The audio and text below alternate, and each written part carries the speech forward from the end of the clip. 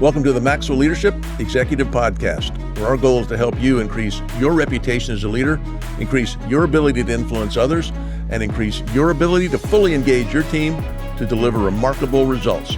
Hi, I'm Holley and Maxwell Leadership, facilitator and coach. And I'm Chris Goede, Executive Vice President with Maxwell Leadership. Welcome and thank you for joining us. I want to encourage you to download the Learner's Guide, not only for today's lesson, last week's lesson, just ones in the future where you can make notes, work off of. It's a great tool to be able to share what you're learning with your team. You can do that by going to maxwellleadership.com/podcast. Click on this podcast, and there you'll see where you can download that learner guide. Well, today's topic is titled Gen Z, What You Need to Know to Lead Them. This is a continuation of leadership thoughts for us around the Gen Z world. And that population right now is more than 59 million strong. These are individuals, remember Perry talked about it last week, are born between 2000 and 2017. And so what we are learning is that how you lead them really matters. They have some perceptions of what that would look like, some expectations maybe. And so, man, we really need to do a good job of how we lead them because it matters. And this is a big population. They are the future of the workplace. Now they're your 20-somethings that are probably just in their first jobs out of the university, perhaps. But it's an interesting population. They are educated. They're very knowledgeable. They have a lot of skills. They're digital natives. They're very innovative. But they also come into a workplace where older generations like me and you can be a little prescriptive. We know what we want. We're driving for results. We can be very direct. We don't let them have a voice. We have the voice. Right. And I think this is when you think about how you want to lead this younger generation who are going to be the force coming in the next few years, is that I don't want to disengage them. I don't want to discourage them. I don't want to push them out. I want to find the value. And this is what Tim Elmore, our partner, has been so great in helping us understand, is how do we value this next generation and help them to make a contribution, because they have a very unique set of skills that I think we'd be wise to take into account. Absolutely. Speaking of Tim, some exciting news coming in a few weeks about a new partnership with Tim around the younger generations. He's really a generational expert. We always say the next generation because he's always studying and remembering that. So continue to tune in. Some exciting news coming there about that. But I think with anything, before we start, we really need to understand and just refresh who this generation is. And sometimes people just clump them together, right? Where, like you said, could be like us, or, like the millennials or the Gen Y who actually went before them. But this generation's approach to work is really shaped a little bit differently. It's a blend of the digital side of things, global awareness, and then a very strong desire for social impact. It's kind of refreshing if you think about it, and it's revolutionary. It's different than anything we've seen before. They have an intuitive grasp of the digital tools and platforms. I often will lean on them at times when I need some help with digital devices or tools or platforms. It comes very easy to them. Which then kind of positions them as innovators on the team or in your business. And so you need to just be aware of that. And so they are definitely more creative than other generations before them and 100% more creative than me. And so I always like to lean into that because I need that creativity. Being more creative than you is not hard. Yeah, that's exactly right. That's right. If you're setting a bar. So let's pick another one. That's right. I think also what I've learned about this generation, they are the most ethnically and racially diverse generation in history. They're very global. They have global exposure through digital media that's been cultivated.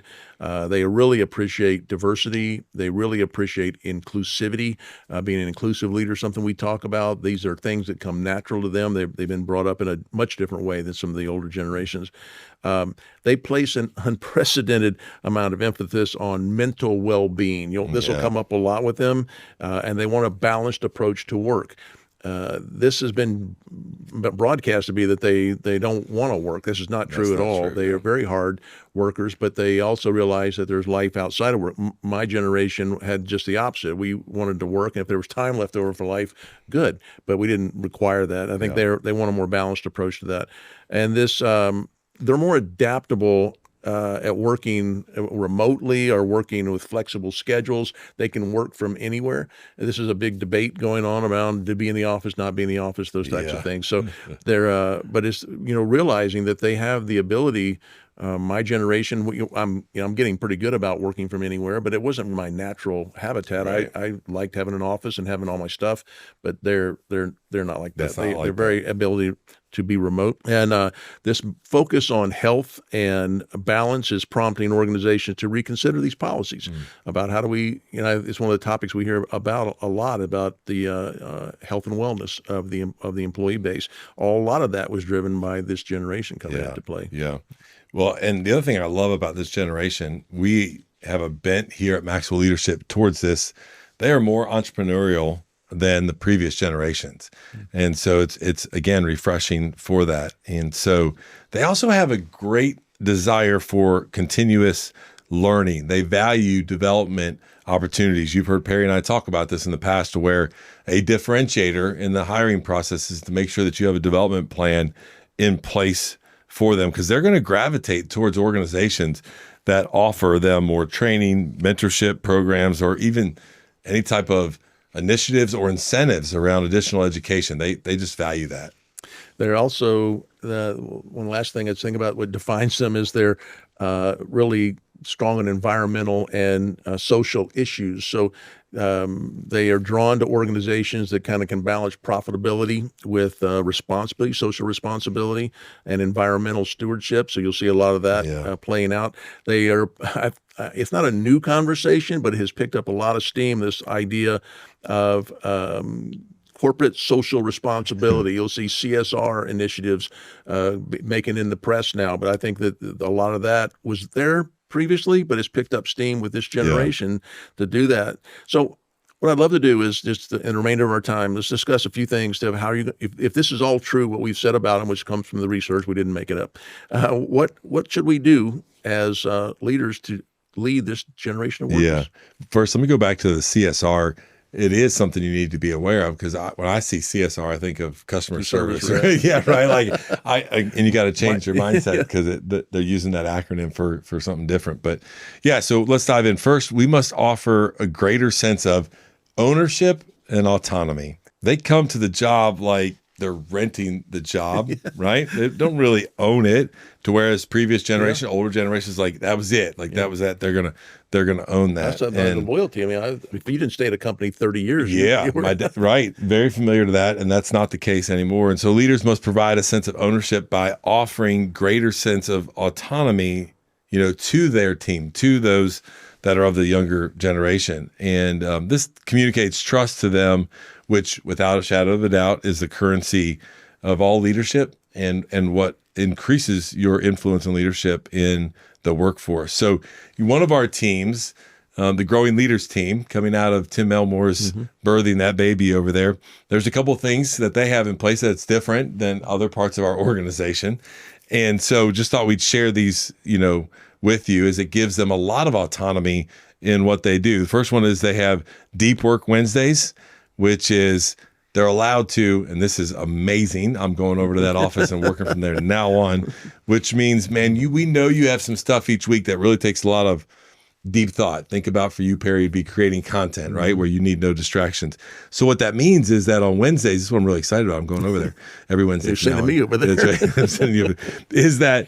Is that you can decline any meeting request for that day. Like that's your day to simply really do some deep work, some deep thinking, some planning without any interruptions. They have a work from anywhere Friday, which is a spin on work from home on Friday, but they can work from anywhere, which allows teammates just to do that. And so these different things along the way just have really increased their ownership of their own work, of their own business, given a lot of trust and autonomy with the team. And so those two things going together is a good recipe for a culture inside that team that is engaged.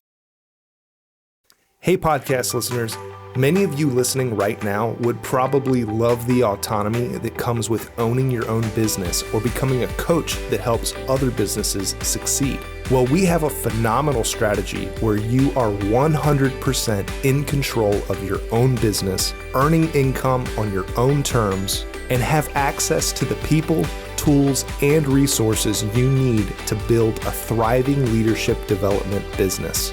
When you become a Maxwell Leadership Certified team member, you join a global community of entrepreneurs led by our expert team of mentors and faculty, including John C. Maxwell. You'll also get one of the top leadership certifications in the world next to your name, giving you the boost you need to get started. Visit us online at maxwellleadership.com/join the team to find out more. A second area was develop their mindset and turn them loose. That if you can get their thinking in alignment with the corporate way, then your way, the organizational way, then you can let them go. Tim was saying that hiring managers, usually the olders, they're assuming that everybody kind of breathes in and out the corporate mission and vision the same way they do. But these new folks, they haven't internalized what it is we're about. And so, again, at Growing Leaders, Tim says that they're become more intentional about building this mindset with the staff. He has weekly Habitudes Academy. Now, if you're not familiar with Habitudes, these are leadership habits and attitudes that really apply in leadership. So he'll use word pictures on how that really stick in your mind. So I love these a lot. But Thursday afternoon, he'll have team time, and they focus on personal and professional development. So building that into allowing them to come together to understand how we do things here and what our direction is. In addition, he says they start every Monday morning with a stand-up meeting, and they tell a story about how they practiced their purpose for the Growing Leaders the previous week. Yeah. So they kind of share and review the mission and vision when they have these Monday stand-ups, just to say, this is the behaviors we saw last week that actually exhibit our mission and vision. So we got to get in their mind right around what it is we do and why we do it, and then letting them go. He says if we think right, we'll serve well. That's good. I love that. I love that.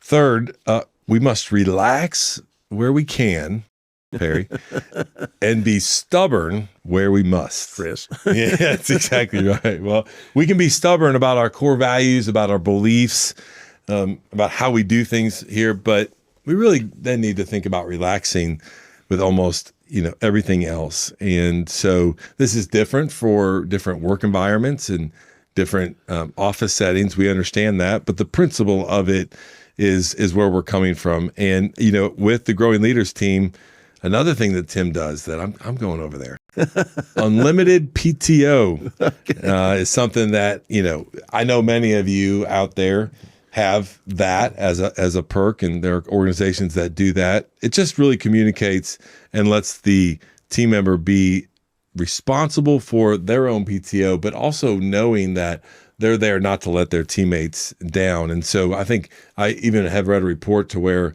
organizations that do have unlimited PTO, they're using less PTO than those that actually have a certain dedicated amount of PTO. And so as we, relax, and it communicates belief in everyone around the team, we're not micromanaging and not necessarily involved in everything that they're doing. And so this also we need to focus on. It also helps make the shift then from being prescriptive to descriptive leadership by letting staff choose not only their targets, but then also how they will hit them. This one right here, I pause a little bit on, is that I do it a little bit differently to where I make the team part of what our targets are, what our goals are, and it's a collaboration. And then I let them kind of run free on how they're going to go find them. I think that you would have to make sure you're having a lot of conversations around, does those targets align with the organization's goals and budget and where we're going? But there's a way to do it. And that's the heart behind what Tim's saying here. There's a way to do it differently. We got to be thinking about that. And so we should be, as leaders, serving as consultants and coaches more than commanders. The sticky statement here that Tim leaves us with around this concept I love, which is we stick to our mission, but we flex on our methods. Yeah, good. The final way if you're going to lead this generation is you got to demonstrate to the team that we prioritize their well-being. And we consistently, I know here in our organization and Tim at Growing Leaders, consistently reminding team members that we care about their personal growth and their professional growth. Yeah. We back this up. I know at Growing Leaders, they department leaders work with all the team members on personal and team development plans, but he also gives everyone a day a year to step away and determine where they hope to grow. So they get a think day that they can take anytime they want, where they work on their plans, both personal, professional, health, whatever that you think you need. You put that together, then bring that back and collaborate with your leader and your teammates to determine how their current role can be a pathway to their dream job, and helping them to find a way through that. So he said that every task is seen as a step toward growing their skill set and to growing their well-being in there. I think as I wrap up, this was a lot of information kind of shared with you about the Gen Z. And what I want to really challenge you is say, how do I take this and now implement some of this? How do I act on some of this? And that really starts with your own awareness of how do you receive team members that are from this generation. And you may not intentionally be having a wall up or be guarded or not doing some of the things that Perry's brought to us with the content today from Tim. But I want to challenge you to really think about it, because it starts with you as the leader.